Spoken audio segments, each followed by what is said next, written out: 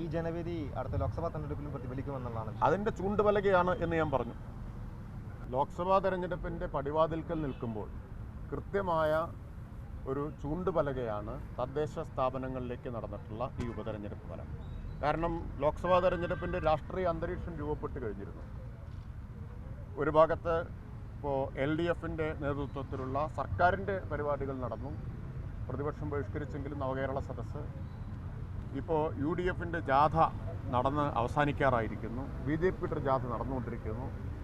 ഇങ്ങനെ ലോക്സഭാ തെരഞ്ഞെടുപ്പിൻ്റെ കൂടി ഒരു രാഷ്ട്രീയ അന്തരീക്ഷത്തിലും പശ്ചാത്തലത്തിലുമാണ് LDF സർക്കാരിൻ്റെ സമരം ഡൽഹിയിൽ നടന്നു.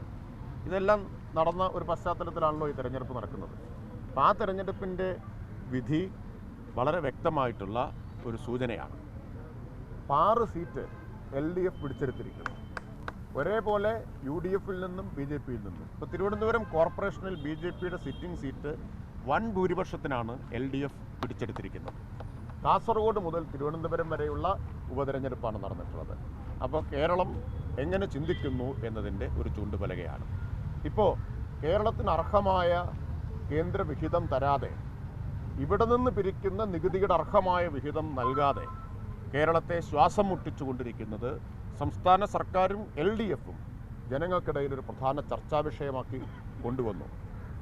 അതിനെ കേന്ദ്ര സർക്കാർ സ്വീകരിക്കുന്ന ഈ പ്രതികാര നടപടിയെ പിന്തുണയ്ക്കുകയാണ് കേരളത്തിൻ്റെ പ്രതിപക്ഷം ചെയ്യുന്നത്. അപ്പം അതുകൊണ്ടാണല്ലോ ഡൽഹിയിലെ സമരത്തിൽ അവർ വിട്ടുനിന്നത്. എന്നാൽ മറ്റ് മുഖ്യമന്ത്രിമാർ ഉൾപ്പെടെയുള്ള ഇന്ത്യയിലെ പ്രധാന ദേശീയ നേതാക്കളെല്ലാം പങ്കെടുത്തിട്ടും കേരളത്തിലെ പ്രതിപക്ഷം അതിൽ സഹകരിക്കാതിരുന്നു. അപ്പോൾ ജനങ്ങൾ അതിനെല്ലാം കൊടുത്തൊരു താക്കീത് കൂടിയാണിത്. കേന്ദ്ര BJP സർക്കാർ കേരളത്തെ ശ്വാസം മുട്ടിക്കുമ്പോൾ അതിനെ പിന്തുണയ്ക്കുന്ന UDFിനുള്ള തിരിച്ചടി കൂടി ഈ തെരഞ്ഞെടുപ്പ് ഫലത്തിൽ നമുക്ക് കാണാം. ഈ ജനവിധി അടുത്ത ലോക്സഭാ തെരഞ്ഞെടുപ്പിലും പ്രതിഫലിക്കുമെന്നുള്ളതാണ്. അതിൻ്റെ ചൂണ്ടുപലകയാണ് എന്ന് ഞാൻ പറഞ്ഞു.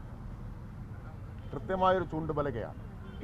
കാരണം ഇത് തെരഞ്ഞെടുപ്പിൻ്റെ തൊട്ട് മുമ്പായിട്ടാണ്. ഏത് നിമിഷവും ലോക്സഭാ തെരഞ്ഞെടുപ്പിൻ്റെ നോട്ടിഫിക്കേഷൻ വരാം, വിജ്ഞാപനം വരാം. അതിന് തൊട്ട് മുമ്പ് വന്നിട്ടുള്ള ജനവിധിയാണ്.